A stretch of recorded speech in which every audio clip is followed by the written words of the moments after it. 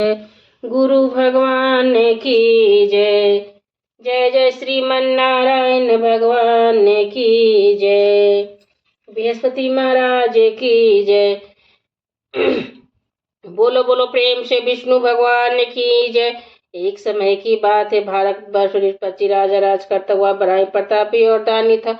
वह प्रतिदिन मंदिर में दर्शन करने को जाता था तथा ब्राह्मण गुरु से सेवा किया करता। उसके दरबार से कोई भी निराश नहीं लौटता। प्रत्येक गुरुवार को व्रत रखता पूजन करता था। हर दिन गरीबों की सहायता करता था, परंतु यह सब बातें उसकी रानी को अच्छी नहीं लगती थी। वह न व्रत करती और किसी को एकदम तक दान देती थी। राजा से वैसा करने को मना करती थी।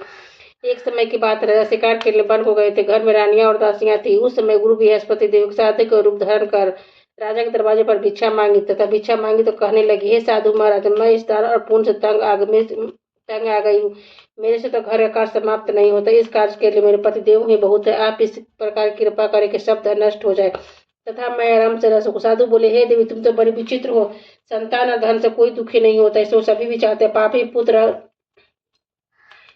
पुत्र धन की इच्छा कर। अगर आपके पास अधिक धन होगा तो भूखे मनुष्य को भोजन करो, पिया और अगर ब्राह्मणों को दान दो, धर्मशाला बना, कुआं, तालाब, बावली, बगीचे आदि का निर्माण करो, निर्धन मनुष्य कुमारी कन्याओं का विवाह करो, धन शुभ कर्मों में खर्च करो, तुम्हारा कुल का कर्मों विवाह अनेक आदि कर्म करो। इस प्रकार कर्मों से कुल और नाम पर लोक में सार्थक स्वर्ग की प्राप्ति होगी। मगर वह रानी इन बातों से खुश न। साधु से बोली, हे साधु महाराज, मुझे ऐसा धन की आवश्यकता नहीं जिससे और मनुष्य को दान दूं तथा जिसके रखने पर मेरा सारा समय ही बर्बाद हो जाए। साधु ने कहा, हे देवी, तुम्हारी ऐसी इच्छा यही मैं तुम्हें बताता हूँ, वैसा ही करना। बृहस्पतिवार के दिन गोबर से घर को अपने केशों को धोना, केशों को धोते समय स्नान करना, ऐसा करना वह हजामत करना, भोजन के समय मांस मंगा खाना, कपड़ा धोबी के हाथ धुलने डालना। इस प्रकार साथ बृहस्पतिवार करने से तुम्हारा सब धन नष्ट हो जाएगा। ऐसा कहकर साधु अंतर ध्यान हो गए। रानी ने साधु के कहने के अनुसार ही किया। 3 बृहस्पतिवार बीते सब धन नष्ट हो गया। राजा और रानी भोजन के दोनों समय तरसते रहे, संसारी भोगों से दुखी होकर रहने लगे। तब राजा रानी से कहा, हे रानी, तुम यहाँ पर रहो, तुम यहाँ पर मैं दूसरे देश को जाऊं।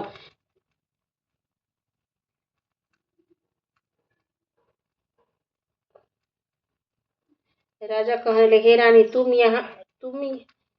यहाँ पर मैं दूसरे देश को जाऊं, क्योंकि यहाँ पर मुझे सभी मनुष्य जानते, इसलिए कोई कार्य भी नहीं कर सकते। देश चोरी परदेश भी खराब। ऐसा कर परदेश चला गया और जंगल को जाता, लकड़ी काट कर लाता, सारे बेचता, स्त्री जीवन व्यतीत करने लगा। उधर राजा के घर आने और दासियां रहने लगी। स्त्री भोजन मिलता, किसी दिन जल पीकर ही रह जाती।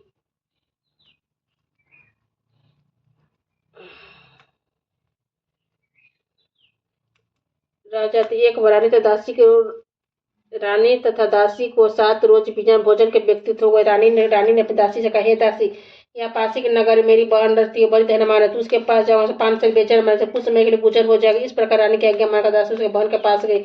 रानी की बहन उस समय पूजा कर रहे थे, क्योंकि कुछ रोज बृहस्पतिवार था। जब दासी ने रानी की बहन को देखा तो उसे बोली, हे रानी, मुझे तुम्हारी बहन ने भेजा, मेरे 5 साल बेचर दे दो। इस प्रकार दासी ने अनेक बार कहा, परंतु रानी ने कुछ उत्तर नहीं दिया, क्योंकि उस समय बृहस्पतिवार की कथा सुन रही थी। इस प्रकार जब दासी को किसी प्रकार का उत्तर नहीं मिला, बहुत दुखी क्रोध लौटे गांव पर रानी के पास जाकर बोले, हे रानी, तुम्हारी बहन तो बहुत बड़ी आदि छोटे मनुष्य से बात भी नहीं करती, इसलिए मैंने उसे कहा कोई उत्तर नहीं दिया, मैं वापस चली है। तब रानी बोली, हे दासी, इसमें सब कोई दोष नहीं है। जब बुरे दिन आते हैं तब कोई सहारा नहीं देता। अच्छे बुरे का पता विपरीत में लगता है। जो ईश्वर का इच्छा है वही हुआ, हमारे भाग का दोष है। उधर उस रानी ने देखा कि मेरी बहन की दासी आई थी, परंतु मैं उसे नहीं बोली, इससे वह बहुत दुखी हुई होगी। यह सोच कथा सुना विष्णु भगवान का पूजा समाप्त कर वह अपनी बहन के घर चले जाकर अपनी बहन से कहने लगी, हे बहन, मैं बृहस्पतिवार का व्रत कर रही थी, तुम्हारी दासी गए, परंतु जब तक कथा होती तब तक न उठते न बोलते, इसलिए मैं ना बोली। कहो दासी क्यों आई थी?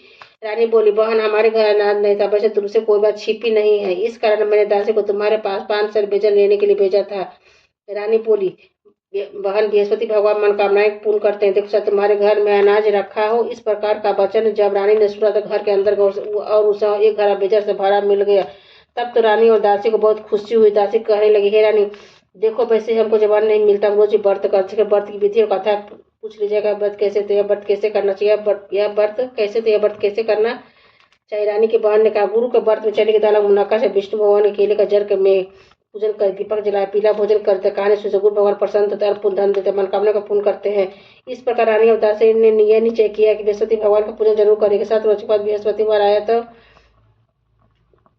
तो उन्होंने व्रत रखा। घुड़सवार में जाकर चना गुड़ आदि लाई, उसी दाल से केले के जल तथा विष्णु भगवान का पूजन किया। पीला भोजन कहाँ से आया? बेचारी बड़ी दुखी थी, परंतु ने व्रत किया था। इस कारण गुरु भगवान 2 थाले पीला सुंदर भोजन लेकर आए। दासी को देखकर बोले, हे दासी, यह तुम्हारी रानी के लिए भोजन, तुम दोनों करना। दासी भोजन पाकर बड़ी प्रसन्न हुई।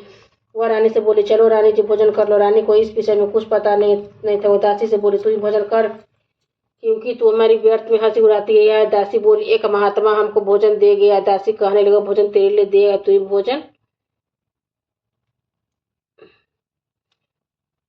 तू ही भोजन कर। दासी ने कहा, वह महात्मा हमको 2 थाले में भोजन देगी श्रद्धा, इसलिए हमारे तुम दोनों साथ साथ ही भोजन करेगी। इस प्रकार रानी और दासी ने दोनों गुरु भगवान को नमस्कार कर भोजन आरंभ किया तथा अब वे प्रत्येक बृहस्पतिवार गुरु भगवान का व्रत करने गुरु भगवान का व्रत और विष्णु भगवान का पूजन करने लगे। बृहस्पति भगवान की कृपा से फिर रानी और दासी के पास धन हो गए। रानी उस पर आलस करने लगे।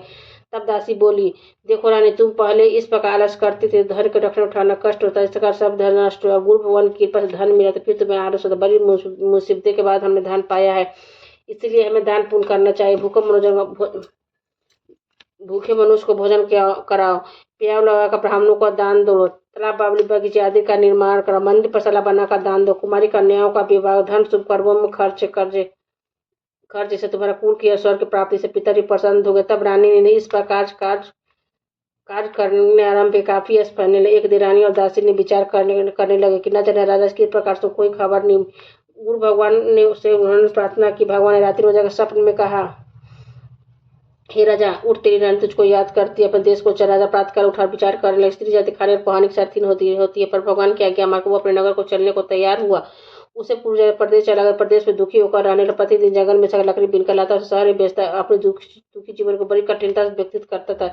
एक दिन राजा दुखी हो अपनी बातों को याद करने लगा। तब वो जंगल से बृहस्पति देव एक साधु को रूप धारण कर आ गए। राजा के पास आकर बोले, हे लखना, तो सुसात जंगल में की चिंता बैठो, मुझको बतला। यह सुन राजा के नेत्रों में जल भरा। साधु को वंदना कर बोले, हे प्रभु, सब कुछ जानने वाले हो। इतना कर साधु को संपूर्ण कहानी बतला दी। महात्मा दयालु होते। बेव से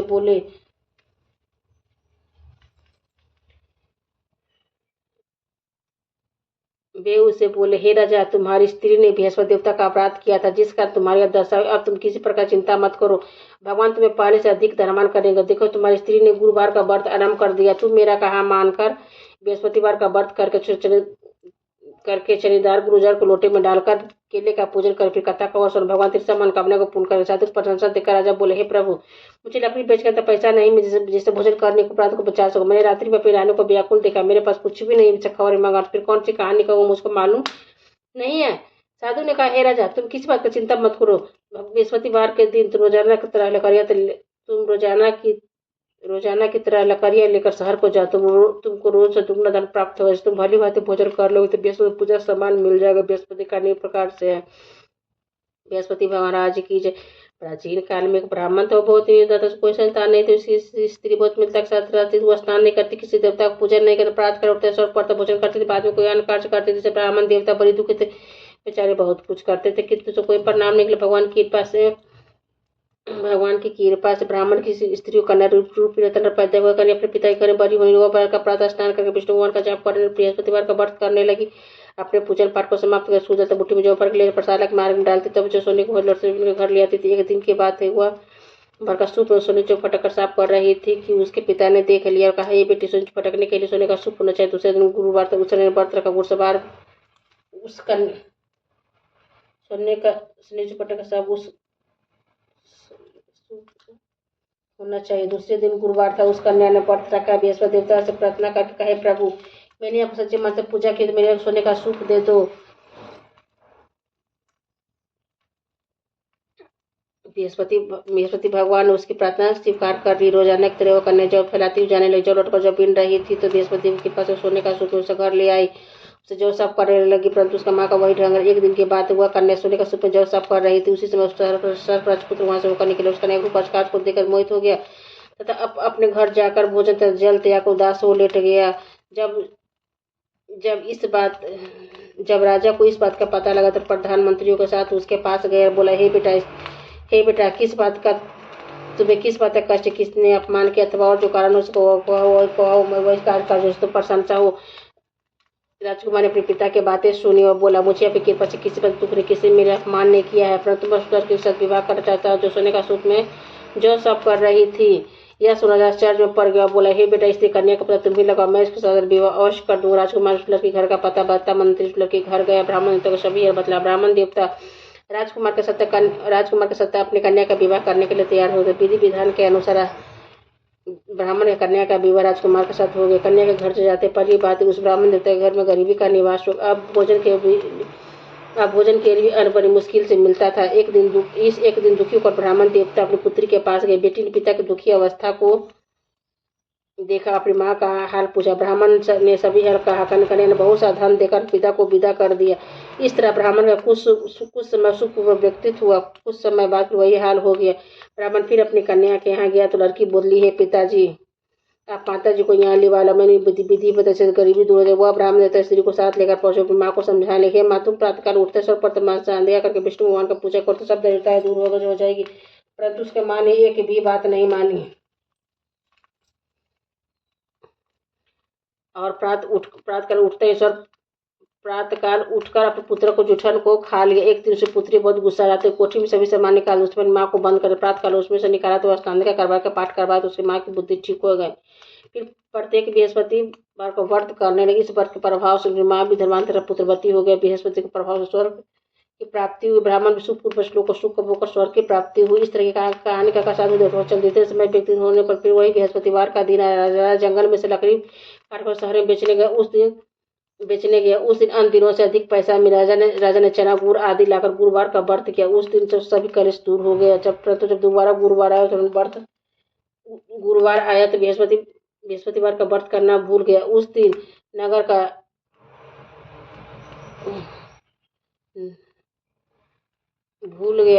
नगर का राजा ने विशाल का योजना किया था।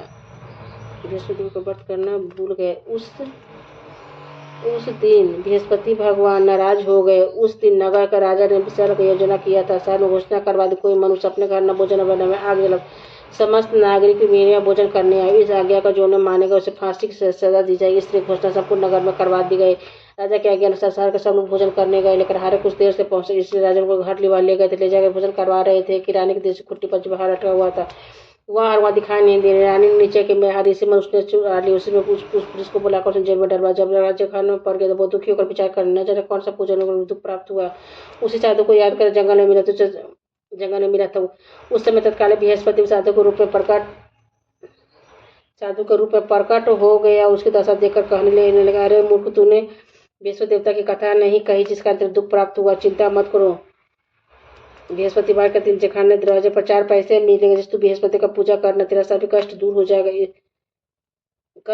जाएगा। बृहस्पतिवार के दिन उसे जखान दरवाजे पर 4 पैसे में राजा ने कथा कही। उस रात्रि को बृहस्पति नगर राजा के सपने में कहा, हे राजा, तुमने जिस आदमी को जखाने बंद कर दिया निर्दोष है, वो राजा से छोड़ देना। रानी के हार उसी खुट्टी पर लटका हुआ। अगर तू ऐसा नहीं कर देगा तो मैं तेरे राज को नष्ट कर दूंगा। इस रात्रि उस स्वप्न को देख राजा प्रातःकाल उठा, खुट्टी पर हाथ देकर लकड़हारे से छावा रहता। राजा जो सुंदर भूषण देकर विदा करते। गुरुदेव की आज्ञा अनुसार राजा अपने नगर को चल दे। जब राजा नगर के निकट पहुंचा तो उससे बड़ा शहर, जो नगर पहले से अधिक बाग तालाब कुएं तथा बहुत से धर्मशाला मंदिर आदि बन गए थे। राजा पूछा, किसकी धर्मशाला? तब नगर सब लोग कहने लगे, रानी और तथा दासी को है। राजा को आश्चर्य हुआ और गुस्सा भी आ गया। जब रानी ने यह खबर सुनी कि राजा आ रहे तो दासी से कहे, दासी, देख राजा कितनी बुरी हालत में छोड़ गए, तो हमारी ऐसी हालत देखकर लौट न जाए, इसीलिए तू दरवाजे पर खड़ी हो जा। रानी की आज्ञा अनुसार दासी दरवाजे पर खड़ी हो गई। जब राजा आ रहे तो 7 लीवार लाई। तब राजा ने कभी तक को क्रोध करके अपनी तलवार निकाली और पूछने लगे, बतला, यह धन तुम्हें कैसे प्राप्त हुआ है? तब रानी ने कहा, यह सब धन बृहस्पति देव की कृपा से प्रभाव से प्राप्त हुआ है। राजा ने नीचे किया के साथ रोज के सभी बृहस्पति का पूजा करते, परंतु रोजाना दिन में 3 बार कहानी कहा करूंगा। तो अब हर समय जो दुपट्टे में चढ़ के दाल बंधी रहते, 3 बार कहानी कहता। एक रोज राजा ने विचार किया कि अपनी बहन के यहाँ हो। इस तरह नीचे राजा घोड़े पर सवार अपनी बहन के यहाँ चलने लगा। मार्गों से देखा कुछ आदमी मुर्दे को लिए जा रहे हैं, तो उन्होंने रोक कर राजा कहने लगा, अरे भैया, मेरी बृहस्पतिवार की कहानी सुन लो। वे बोलो, हम आदमी मर गया, कथा परंतु कुछ परंतु कुछ आदमी बोला, चको हम तुम्हारी कथा को सुनेंगे। राजा ने दाल निकाली। जब पता आधी हुई तो मुर्दा हिलने लगा। जब पता समाप्त हो गया, राम राम करके वो मुझ खड़ा हो गए। आगे मार्ग किसान खेत में हल चलाता हुआ मिला। राजा ने उसे देखा और उससे पूछा, अरे भैया, मेरी बृहस्पतिवार की कहानी सुन ले। किसान बोला, जब तक मैं तेरी कथा सुनूंगा तब तक मैं 4 हरिया जोत लूंगा। अपनी कथा किसी और को सुना। राजा के हरते ही बैल पछाड़ खाकर गिर पड़े। तब किसान के पेट में बहुत जोर से दर्द होने लगा। उसे माँ रोटी लेकर आई। उसने जब यह देखा तो पुत्र से सवाल पूछा, बेटे सभी कहा दे। बुढ़ी दौड़ते सवार के पास गई और उससे बोली, मैं तेरी कथा सुनूं, तू अपने कथा मेरे खेत पर चलकर करा। राजा ने बुढ़े खेत पर जाकर कथा कही, जिसको सुनते हुआ बड़े उठ खड़े थे। किसान के पेट का दर्द बंद हो गया। जब राजा अपनी बहन के घर पर पहुंचा, बहन ने भाई को खूब मेहरबानी की। दूसरे रोज प्रातःकाल जगा वो देखने लेने लगा सब लोग भोजन कर रहे हैं। राजा ने अपनी रानी से कहा, कोई मनुष्य भोजन की मेरी बृहस्पतिवार की कथा सुन ले। बहन बोली, हे भाई, यह देश से पहले यह भोजन करते बाद में कोई अन्य कार्य कर, कोई पड़ोस में देखा हुआ ऐसा देखने चले, परंतु कोई ऐसा व्यक्ति नहीं मिला जिससे भोजन नहीं किया। अतः वह कुमार के घर जिस लड़का बीमार था उसे मालूम है इसके 3 रोज से किसी ने भोजन नहीं किया है। रानी ने अपने भाई की कथा सुनने के लिए कुम्हार से कहा, तैयार हो गए। राजा ने जाकर बृहस्पतिवार की कथा कही, जिसको सुनकर उस लड़का ठीक हो गया। तब तो राजा की प्रशंसा होने लगी। राजा अपनी बहन से कहा, हे बहन, हम अपने घर को जाएंगे, तुम भी तैयार हो। राजा की बहन ने अपनी सास से कहा। सास बोली, हाँ चली जाए, परंतु अपने लड़कों को मत ले जाना, क्योंकि तेरे भाई का कोई औलाद नहीं होती है। बहन ने अपने भाई से कहा, हे भैया, मैं तो चलूंगी, पर कोई बालक नहीं जाएगा। राजा बोला, जब कोई बालक नहीं चलेगा तुम ही क्या करो। बड़े दुखी मन से राजा अपने नगर को लौट आए। राजा ने अपनी रानी से कहा, हम निर्वंशी राजा, हमारा मुख किसी को दिखने का धर्म नहीं, और कुछ भोजन आदि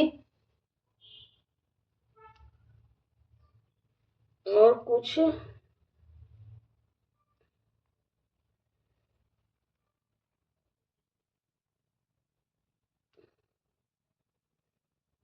भोजन आदि नहीं किया। रानी बोली, हे प्रभु, बृहस्पति देव ने हमें सबको दिया, मैं औलाद अवश्य दें। उस रात बृहस्पति राजा के सपने में कहा, हे राजा, उठ सभी सोचते तेरी रानी गर्भ से है। राजा को यह बात सुनकर बड़ी खुशी। 9वें में से गर्भ से सुंदर पुत्र पैदा हुआ। तब राजा बोला, हे रानी, स्त्री बिना भोजन कर रख सकती, किंतु बिना नहीं कहे नहीं। जब मेरी बहन आवे तो मुझसे कुछ मत कहना। रानी ने अच्छा कह दिया। जब राजा की बहन ने शुभ समाचार सुन बहुत खुशी हुई। जब बधाई लेकर भाई के यहाँ आई, तब रानी ने कहा, घोड़ा चटकर तो नहीं, गधा चटियाई। राजा की बहन बोली, भाभी, मैं इस प्रकार न तुम्हें औलाद कैसे मिलती। बृहस्पति ऐसे जैसे जिसके मन में जो मनकामना है सभी को पूर्ण करते हैं। जो सद्भावना पूर्वक बृहस्पति को व्रत करता, कथा पढ़ता, सुनता, दूसरों को सुनाता है, बृहस्पति देव उनकी सभी मनकामना को पूर्ण करते हैं। जैसी सच्ची भावना से पूर्ण करते हैं, भगवान बृहस्पति उनकी सदैव रक्षा कर। संसार में जो सद्भावना से भगवान जी का पूजन और व्रत सच्चे हृदय से करते हैं, सभी मनोकामना को पूर्ण करते हैं। जैसे सच्ची भावना से रानी और राजा ने उनकी कथा का गुणगान किया, तो सभी इच्छा बृहस्पति जी ने पूर्ण की थी। इसलिए सबकी कथा सुनने के बाद प्रसाद लेकर जाना चाहिए। सिद्ध स्मरण कर जयकार बोलना चाहिए। प्रेम से विष्णु भगवान की जय, बृहस्पति महाराज की, गुरु भगवान की जय, विष्णु भगवान की जय। ओम जय बृहस्पति देवा, जय जय बृहस्पति। छिन छिन भोग लगाऊं, कजली फल मेवा। ओम जय बृहस्पति देव, तुम्हें पूर्ण परमात्मा, तुम्हें अंतर्यामी स्वामी, तुम्हें अंतर्यामी परिब्रह्मी परमेश्वर, तुम्हें सबकी स्वामी। ओम जय बृहस्पति देव, चरण मित निज निर्मल, सभी पातक हरता स्वामी, सभी पातक हरता। सकल मनोरथ दायक, कृपा करो भरता। ओम जय बृहस्पति देवा, तन मन धन अर्पण कर, जूझनि शरण परे स्वामी, जूझनि शरण परे।